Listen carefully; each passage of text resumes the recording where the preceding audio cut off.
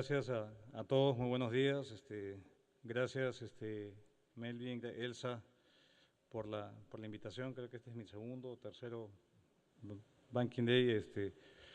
Les excuso por el cambio en el programa, que espero que no. El presidente me llamó a una cita a las 5 para seguir conversando de cómo lograr mantener la dinámica de crecimiento. Yo creo que es una buena excusa para no venir acá y contarle algunas cosas nuevas.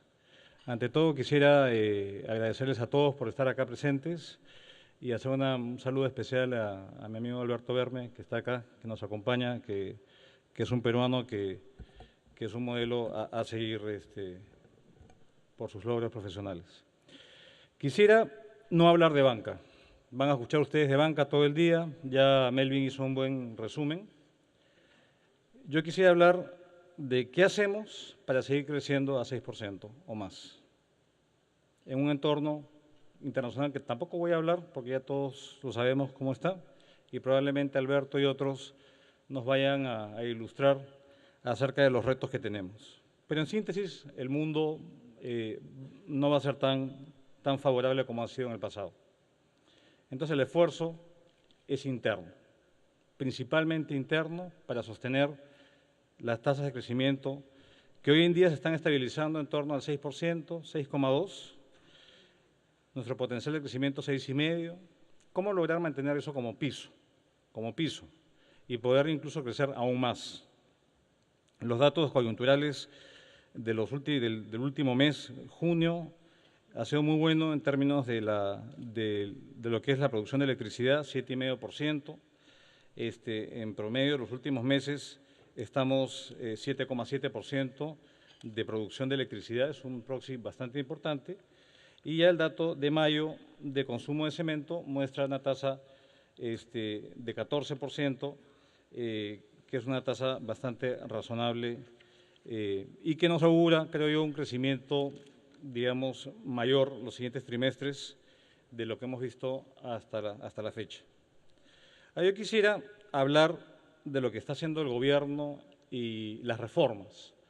Ya se han hecho algunas y ayer se han aprobado un conjunto importante de nuevas reformas, que de hecho la semana entrante voy a asistir al Congreso de la República, y justamente están dirigidas a atacar dos problemas centrales. Cómo seguir logrando que la inversión llegue, digamos, a un umbral de 30% del producto y cómo lograr cerrar la brecha de productividad en el país, que creo que son dos temas centrales y son dos temas que de ellos dependen poder seguir creciendo a tasas elevadas. También, a diferencia de otras ocasiones, me voy a abstener de presentaciones. Creo que ya las presentaciones las han visto ustedes 1.000.000 de veces y la verdad quisiera centrarme en conceptos y en lo que estamos haciendo. Y todos sabemos cuáles son básicamente las tareas. El cierre de brechas de capital físico, infraestructura, capital humano, modernizar el Estado, y esas son justamente las reformas que estamos conduciendo. El presidente de la República anunció ya hace unas semanas un conjunto de medidas, pero uno pensó, ok, con estas 7 medidas se acabó. No, 7 medidas de comienzo, un proceso de cambios importantes que tienen que realizarse en el país. Se han flexibilizado ciertos mecanismos de aprobación de los IRAs, de los estudios de impacto ambiental, los procesos de expropiación, saneamiento físico legal de los terrenos, un equipo que está trabajando en el MEF. Pero yo quisiera centrarme ahora en dos temas o tres que creo que son centrales. Uno que se deriva de una reforma muy importante, capaz la principal reforma que estamos emprendiendo en el país. Una reforma que se ha intentado varias veces, pero que no se ha logrado, que es la reforma del servicio civil. Es una reforma que capaz hoy se discuta en el Pleno del Congreso, nos quedan 2 plenos más y se acaba la legislatura, y yo creo que es una reforma importantísima, porque acá estamos verdaderamente sembrando a un Estado moderno, eficiente, no para este gobierno, sino para el futuro. Y acá déjeme referirme en general no hay mucha información al respecto de esta reforma. Las encuestas que se han publicado en El Comercio hace poco por encargo de Servir muestran que no todo el mundo está informado de ella, pero los que están informados la apoyan. 80% de la población apoya una reforma de este tipo. ¿Y en qué consiste esta reforma? Les voy a contar rápidamente cuál es el sistema actual y qué se está cambiando, para que vean por qué 80% de los peruanos, una vez que se les explica de qué se trata, la apoyan mayoritariamente. Actualmente, ¿cuáles son los problemas que tiene el sector público? Y en particular, los recursos humanos del Estado. Uno, no tiene sueldos similares a pesar de tener las mismas funciones y responsabilidades. Hay mucha inequidad. Una misma persona que hace la misma función, trabaja las mismas horas, tiene condiciones laborales totalmente distintas. ¿Qué se pretende? Obviamente ganar un sueldo similar a quien desempeña funciones similares. Algo que puede parecer tan obvio, pero que en el Estado no lo es. Segundo tema, actualmente los trabajadores del sector público no tienen los mismos derechos laborales, CTS, ratificación, pensión. Con esta reforma van a tener los mismos derechos laborales, gratificación, CTS, pensión. Hoy día en el Estado es casi imposible ascender, es casi imposible tener una carrera pública. Y con la reforma se pretende vía meritocracia y evaluación de desempeño tener una carrera pública en el Estado, que sea un orgullo servir en el Estado, no solamente vocación de servicio o porque no te queda otra, sino efectivamente, como en otros países, servir al Estado sea un factor, digamos, de incentivo y de orgullo, y que todos ojalá pasemos por esta oportunidad. Hoy en día no hay evaluación de desempeño y se está instalando evaluación de desempeño vinculante. ¿Por qué vinculante? Porque si te evalúan, o sales bien o sales mal. Si sales mal, tienes un periodo de capacitarte, y si no, hay que buscar otra chamba en otro lado. Entonces, estos son el tipo de cambios que hoy día estamos discutiendo. En el sector privado, capaz una empresa que vea que tiene trabajadores que hacen lo mismo y perciben distintas remuneraciones, que no tienen los mismos beneficios, que no pueden ascender, capaz no sea una empresa que tenga buenos resultados y buen futuro hacia adelante. Es una reforma fundamental que tiene el país y que les digo, no es ninguna novedad, porque esto se ha intentado varias veces y lamentablemente no se ha podido lograr. Hoy día o la semana entrante se va a discutir esto en el país. Y yo creo que es una gran oportunidad para poder dar el salto y tener un Estado que esté a la altura de los retos que tiene hoy en día frente a sí. Quisiera ahora comentar cuáles son dos aspectos para sostener el crecimiento económico. Como sabemos, el crecimiento económico no hay mayor, truco ni secreto. Eso, uno invierte más en todo tipo de capital o uno es más productivo, más eficiente. Ese es, el kit del asunto. Entonces, ¿cómo hacemos para mantener el nivel de inversión que es elevado en el país? ¿Y cómo logramos mejorar la productividad? Especialmente tomando en cuenta que el 99% de las empresas del país son micro, pequeñas y medianas empresas. El 99% del sector empresarial peruano. ¿Cómo hacemos para revertir esto? Que estas empresas sean más productivas. Obviamente, esto es un esfuerzo de largo plazo, no se van a ver resultados de la noche a la mañana, pero si uno empieza ya y con compromiso y con liderazgo a llevar adelante estas reformas, creo que va a ser muy difícil mantener la tasa de crecimiento y la inversión y todo esto como un medio para lograr un bienestar para todos. Hemos logrado bienestar los últimos años, el reto es seguir logrando y mantener este caso de éxito que es Perú, visto afuera, con mucho asombro en las giras que hacemos, pero que internamente todos sabemos los grandes retos y desafíos que enfrentamos.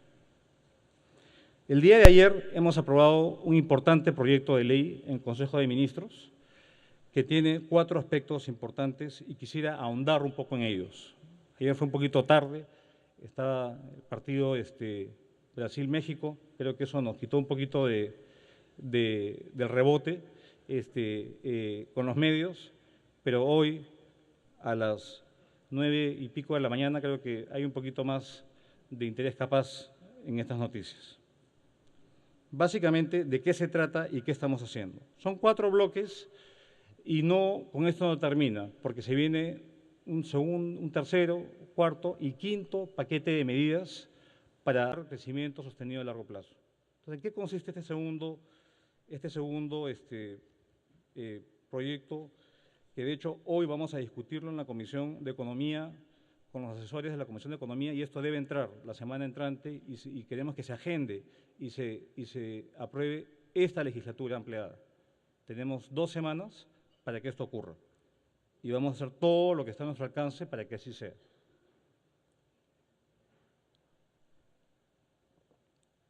Tiene 4 bloques, una ley bastante voluminosa y es una ley que también responde a un acercamiento y a un trabajo conjunto con el sector privado. Todo esto no hemos sido 4 funcionarios sentados en una oficina en el Ministerio de Economía, craneando qué cosa hacer, sino que nos hemos acercado al sector privado, al sector empresarial, al sector productivo y ver dónde les aprieta el zapato, qué está pasando y tratar de ir resolviendo los problemas. Básicamente tiene 4 elementos centrales: cómo seguir facilitando la inversión privada. Segundo es cómo lograr mejoras en la productividad de la micro, pequeña y mediana empresa. Tercero es medidas tributarias para mejorar la competitividad empresarial, atacando 2 temas que son centrales en el país, que es la inversión en ciencia, tecnología e innovación y lo que es la inversión en capacitación de la mano de obra. Y cuarto, cómo seguir promocionando la inversión privada, especialmente para agilizar la gestión privada en lo que se refiere a proyectos de inversión pública. Déjeme darle algunos pantallazos. Obviamente esto se va a discutir, espero la semana entrante en el Congreso, pero déjenme adelantarles algunas ideas centrales para que vean lo que estamos trabajando. Y repito, con esto no termina. Yo creo que este es el inicio de un proceso de reformas. En los 90 hubo un esfuerzo importante de reformas en el país que logró que la productividad, digamos, pasara de ser negativa a crecer y a apuntalar el crecimiento del país. Y yo creo que ya es hora de tomar reformas, hacer reformas de fondo en el país. No nos queda otra opción. Entonces, con respecto al tema de cómo facilitar los trámites para la inversión privada, más allá de lo que hemos empezado, y planteando 2 proyectos de ley adicionales que están siendo socializados y que van a entrar, que se refiere a todo el tema de inspecciones técnicas y otro tipo de trámites, especialmente en el ámbito municipal, estamos proponiendo lo siguiente: cómo eliminamos las barreras burocráticas a la actividad empresarial. Básicamente, acá el objetivo es proteger la actividad empresarial frente a requisitos, trámites, cobros u otras restricciones o barreras que se consideren ilegales o irracionales. Indecopi va a tener un rol fortalecido en esta materia para sancionar a aquellas entidades públicas y a aquellos funcionarios públicos que de manera desmedida abusan a veces del poder que tienen y de la discreción que tienen en el otorgamiento de permisos. Y acá no solamente se va a aumentar las infracciones al personal público que haga esto, sino también a que Indecopi pueda iniciar procesos de oficio. Hoy en día funciona si es que hay una denuncia por parte de una persona, empresa que se sienta agraviada. Ahora de oficio va a poder hacer esto Indecopi. Asimismo, en el tema municipal, creemos que hay grandes cuellos de botella. Uno puede eliminar el 80% de los trámites, pero si no elimina el 100%, es como si no eliminara nada. Entonces, tenemos que ir hacia reformas de eliminación de permisos que tienen todos un sentido, pero creemos que, de cierta forma, muchos proyectos importantes, y hemos venido conversando con distintos sectores, gremios, proyectos, que nos cuentan un poquito el vía crucis, que es pasar por la distinta tramitología que existe. En particular, estamos adoptando acciones que faciliten el mantenimiento, la ampliación de la infraestructura de servicios públicos. Se va a imponer silencio administrativo positivo, vale decir 5 días hábiles para dar los permisos en trabajos en la vía pública, instalación de conexiones domiciliarias, mantenimiento de redes subterráneas, etcétera, etcétera, etcétera. Todo esto para agilizar y poner plazos vinculantes para dar estos permisos. Y lo mismo se extiende a lo que es habilitación urbana y permisos de edificación, que hemos visto que grandes proyectos de infraestructura están muchas veces trabados por este tipo de permisos. Incluso concesiones que el Estado ha dado en grandes proyectos de infraestructura en el pasado, no se pueden cumplir los compromisos que el Estado asume justamente porque hay cuellos de botella de esta índole. Eso con respecto a las medidas de destrave de inversiones que ya hemos empezado y que va a haber un paquete mucho más amplio, porque significa incluso cambiar leyes orgánicas eventualmente, y para eso se requieren consensos políticos y votos en el Congreso. Un segundo aspecto tiene que ver cómo logramos mejorar la productividad del 99% de las empresas del país. Estamos hablando de bancos y de banca en general, de intermediación financiera, requerimos tener sujetos de crédito. Entonces requerimos tener empresas que sean más productivas y que generen mayor bienestar, riqueza y que sean elegibles, obviamente, al financiamiento financiero en el país. Entonces, dentro de las medidas de impulso al crecimiento empresarial de la micro, pequeña y mediana empresa, estamos redefiniendo las categorías empresariales para basarlas solo en elementos de ventas.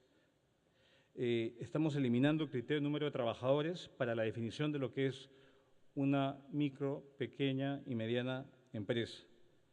Esto permite que la empresa pueda concentrarse en los costos de producción, en sus ventas, sin restringir la contratación de personal.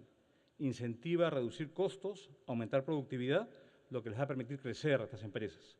Acá la idea es que no tengamos tantas pequeñas microempresas, sino que haya formas e incentivos que ellas se conviertan de micro a pequeñas a medianas. Y esto también facilita la supervisión del Estado. Asimismo, creemos que a veces temas de calidad o falta de calidad es un gran problema que enfrentan ciertos tipos de empresas. Y acá vamos a implementar gestiones de calidad básicamente referidas al cumplimiento de estándares internacionales para la exportación de este segmento de empresas. Y estamos creando una serie de fondos para emprendimientos dinámicos, con financiamiento público, fondos que se refieren de incubación, de startups, capital de riesgo, para que estas empresas puedan hacer emprendimientos y crecer. Asimismo, hemos identificado que un gran problema que enfrentan especialmente las empresas más pequeñas es que no tienen liquidez. No tienen liquidez a veces para pagar, digamos, los insumos que utilizan, o bien sea por la carga tributaria, que significa ser formal, o bien sea porque no pueden acceder a un crédito financiero porque son muy pequeñas. En este sentido, estamos ampliando la factura negociable que facilita el uso de facturas por cobrar para obtener financiamiento de capital de trabajo a menores costos. Esto es muy importante para la micro y pequeña empresa. Asimismo, el Estado, que es un gran cliente, capaz el comprador más grande que hay en el país, no es un buen pagador. Se demora mucho y le resta liquidez a empresas proveedoras. Estamos instalando mecanismos, sanciones y mecanismos para que una vez que se dé la conformidad digamos, haber recibido un servicio o una obra, se pague inmediatamente y sin dilaciones a los proveedores del Estado, especialmente a las pequeñas empresas. En lo que concierne a aspectos laborales, se están adecuando los contratos laborales existentes de un régimen anterior a uno que es mucho más flexible y hecho a la medida de las pequeñas y medianas, de las micro y pequeñas empresas. Y se hace un régimen de transición que les permita ir de un esquema a otro, y de cierta forma lo que estamos haciendo es ajustando no solamente las intervenciones por tamaño de empresa, por ventas, que es la métrica actualmente, sino que los costos que enfrentan cada tipo de empresa, digamos, no sean los mismos. Obviamente, si a una empresa pequeña se le ahoga de costos que son poco racionales, el incentivo a la informalidad es muy alto. Y ese es uno de los grandes problemas que tenemos en medida macro. Tercer bloque de medidas. Medidas tributarias para la competitividad empresarial. Acá no se distingue entre tamaño de empresa. Acá es para todos un esquema que es muy importante y que ha servido para poder movilizar en los últimos años más de 17.000 millones de dólares de inversiones en el país, que es el régimen de recuperación anticipado de IGB. En este caso, lo que hemos visto es que este ha sido un instrumento muy útil para poder reintegrar los gastos que se utilizan en la compra en la importación de insumos para proyectos de inversión, y hemos visto que esto que ha sido tan útil es muy largo, un trámite muy largo y muy oneroso. Y estos recursos solamente son utilizados para ser reinvertidos en los proyectos mismos. Y acá lo que estamos haciendo es la cobertura de la devolución desde la fecha de solicitud y no desde la fecha de aprobación del convenio. Y esto, entre otros aspectos, va a reducir a la mitad el plazo de más de 24 meses a menos de un año la aprobación de esto. Obviamente se puede hacer mucho más rápido, pero estamos tratando de agilizar incluso los incentivos que otorgamos a las empresas que operan en nuestro país y que invierten y que apuestan por nuestro país. En adición a ello, estamos haciendo un régimen especial de acompañamiento tributario a las micro y pequeñas empresas, especialmente a las micro, que a veces cometen muchas infracciones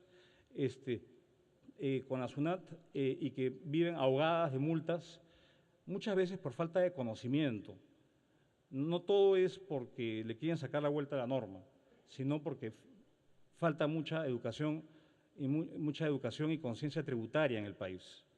Y se ve a la SUNAT como el cuco.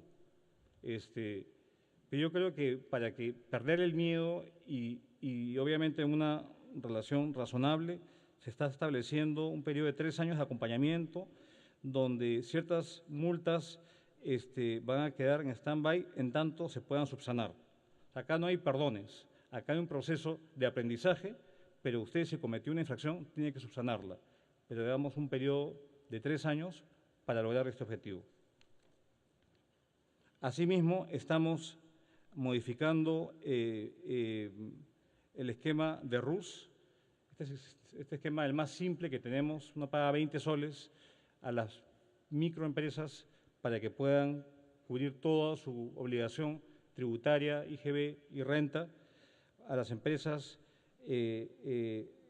individuales de responsabilidad limitada, y esto les permite a las empresas hacer, digamos, emprendimientos con menores riesgos. Se está alentando para todos la factura electrónica, se están reduciendo los libros contables que tienen que llevar las empresas de menor tamaño, algo que sea mucho más razonable, porque para una empresa pequeña contratar a un contador ya es un gran esfuerzo. Asimismo, estamos armonizando y ahora ya el REMIPE, el registro de empresas, pasa a ser una obligación de la SUNAT.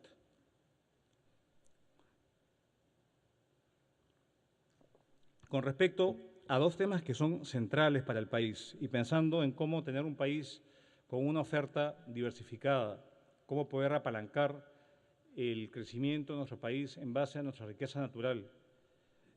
Hay dos factores centrales. Uno es cómo invertir más en ciencia, innovación, tecnología, por un lado, y por otro lado es cómo cerrar la brecha de capacidades técnicas que el país adolece. Son dos temas centrales que no se van a resolver con medidas tributarias, pero sin duda todo instrumento funciona y ayuda en dos temas que sí son temas que son fundamentales para sostener el crecimiento hacia adelante. En este sentido, se ha propuesto que todas las deducciones por gastos en inversión en investigación y desarrollo sean vinculadas al giro de negocio o no vinculadas, no tengan tope de reintegro. Simplemente, si se gasta en eso, se puede reintegrar sin tope. Antes había un tope establecido. Y asimismo, se crea un crédito por inversión en capital humano, especialmente para el sector industrial, donde se le va a dar un crédito fiscal para aquellas empresas micro, pequeñas y medianas que no pueden capacitar a su mano de obra, especialmente en capacidades técnicas, que hoy es un gran problema que tenemos. Y tenemos que importar muchas veces esta mano de obra de afuera. Y por último, y estoy siendo un poquito detallado porque yo creo que a veces el diablo está en los detalles, para saber un poquito la complejidad y el tipo de temas que tenemos que abordar y no grandes temas. Si estamos destrabando la inversión, eso puede significar cualquier cosa, cosas puntuales. El cuarto bloque tiene que ver cómo hacemos que la gestión privada nos permita agilizar la inversión pública. Y estamos estableciendo importantes cambios a la Ley de Obras por Impuestos, que es una ley que en el concepto tiene, digamos, una ley muy, digamos, puede ser una ley muy positiva, se está dinamizando, pero creemos que hay un aspecto importante que empujar para que esto efectivamente se convierta en un motor y que la gestión privada se inserte a la gestión pública en proyectos de inversión pública. Entre los cambios que estamos postulando y presentando al Congreso es ya no solamente pensar en proyectos de concreto y cemento, proyectos de infraestructura en particular, sino abrirlo a toda la gama de inversión pública, escuelas, postas de salud, y no solamente la parte de infraestructura, sino el mantenimiento, abrirlo al esquema de obras por impuestos. Asimismo, lo que estamos haciendo es los fondos que el Estado ha creado, distintos fondos para proyectos de irrigación, para proyectos de infraestructura, que no son fuente de canon o sobrecanon, como está diseñado actualmente el régimen, puedan ser elegibles a esto. Esto va a significar de que podemos efectivamente movilizar estos recursos públicos con gestión privada. Se hace extensivo este régimen a las universidades públicas y también estamos uniformizando el proceso de selección de la empresa privada y la empresa supervisora. Muchas veces, como el Estado tiene que contratar a un supervisor, la empresa privada que ya está lista tiene que esperar meses para poder empezar su proceso y acogerse al régimen. Y por último, en lo que se refiere, entre otros, porque estoy dando nada más, es una ley bastante extensa, algunos ejemplos, la aplicación de disposiciones que se refieren a poder, en lo que se refiere a las iniciativas privadas cofinanciadas, poder reembolsar los estudios, digamos, que se hacen a los que proponen estas iniciativas privadas. Muchas veces, si se declara interés, la empresa invierte en hacer un estudio de perfil, un estudio hasta expediente técnico, y finalmente el Estado dice, bueno, no, ya no me interesa. No, ahí tiene una obligación y tienes que reembolsarles, y efectivamente tú ya le diste una señal de interés al inversionista privado. Estos son ejemplos ya de reformas en el ámbito microeconómico que el país requiere con urgencia. Y creo que estos son el tipo de reformas que hoy estamos empeñados en hacer para hacer que nuestro país siga creciendo. Hemos avanzado mucho en la macro. Tampoco podemos descuidar la macro. La macro es fundamental y capaz sea uno de los principales activos que tiene el país para hacer frente a los embates externos. Pero sin duda no es suficiente. Y tenemos que atacar estos problemas institucionales, la calidad del Estado, la reforma del Estado. Esto es reforma del Estado. Que tenemos que avanzar de la mano de todos ustedes, los empresarios, los banqueros, los agentes económicos, para lograr que nuestro país siga siendo un país donde haya progreso para todos. Muchas gracias.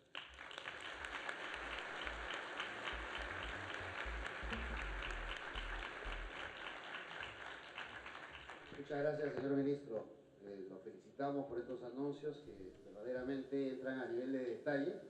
Y creo que no solamente los presentes, sino la prensa va a tener que revisar con mucho cuidado para ver realmente la importancia de apoyar la innovación, la importancia de apoyar el capital humano, el capital de trabajo del país y la posibilidad de flexibilizar y destrabar una serie de procesos administrativos.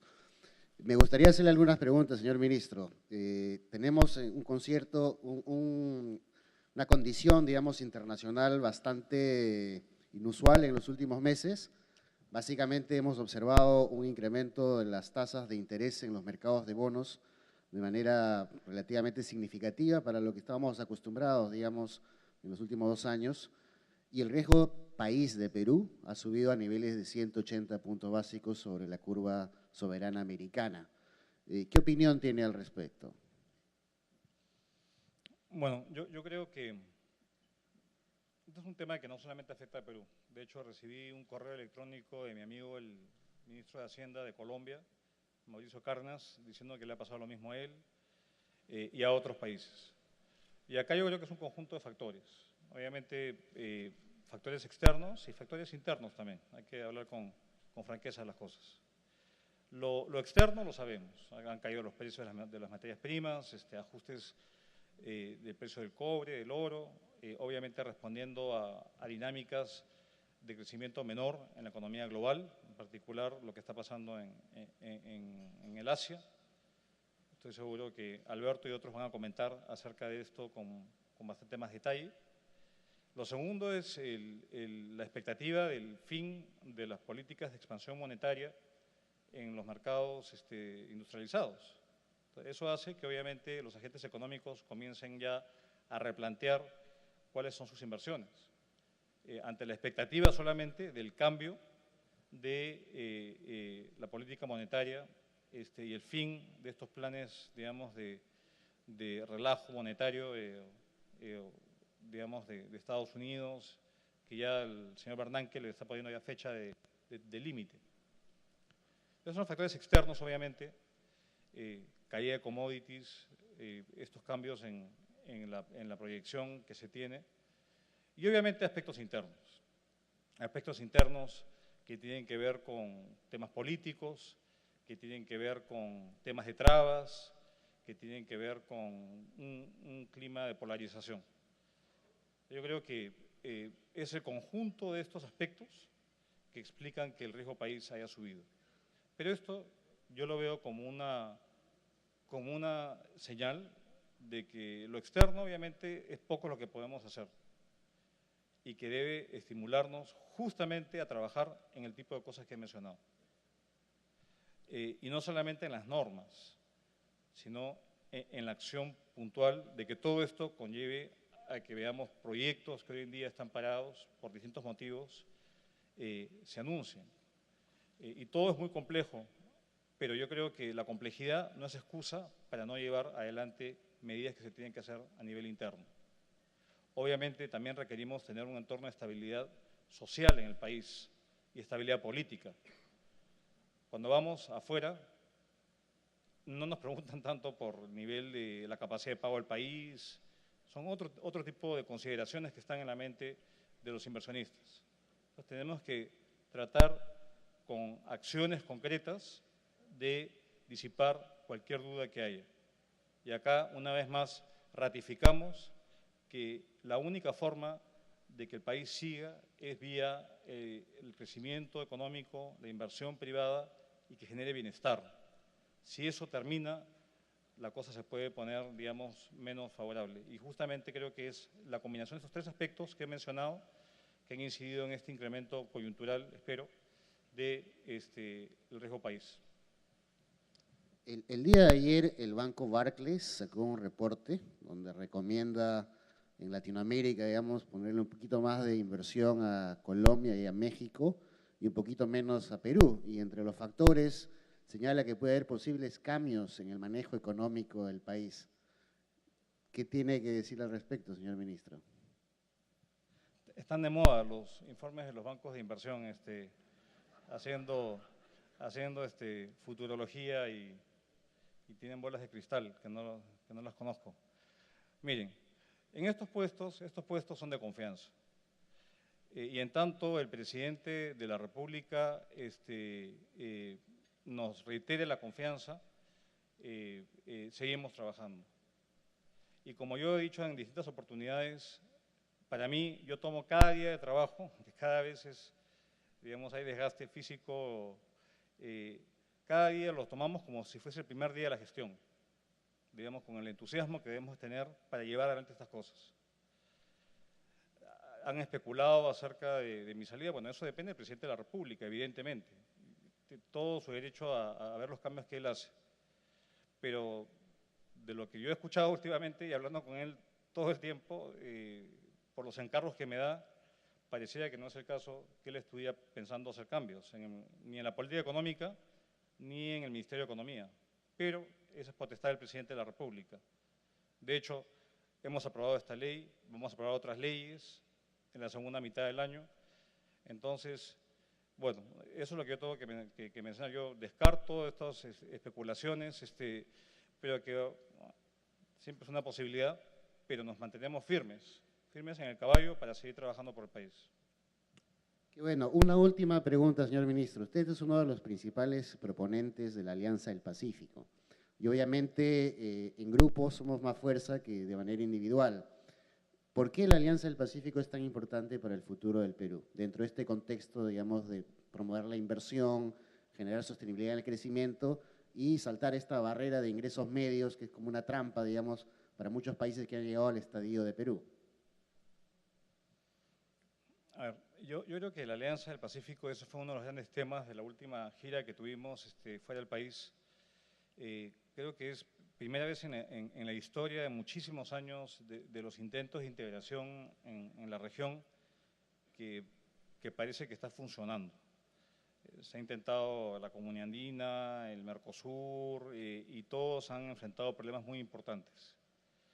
Y en este caso es un conjunto de países que tienen políticas económicas similares, son abiertas al mundo, tienen un manejo ordenado, sólido de su macroeconomía, le dan la bienvenida a la inversión extranjera y que están mirando hacia el Pacífico, donde pese a los problemas que puedan haber hoy en China, igual sigue siendo el foco de gravedad del crecimiento mundial hacia adelante.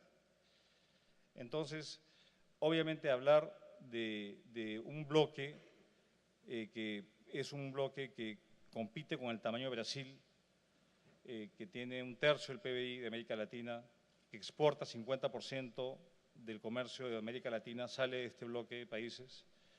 Ya estamos hablando para efectos de inversionistas, de un mercado interesante, mucho más amplio.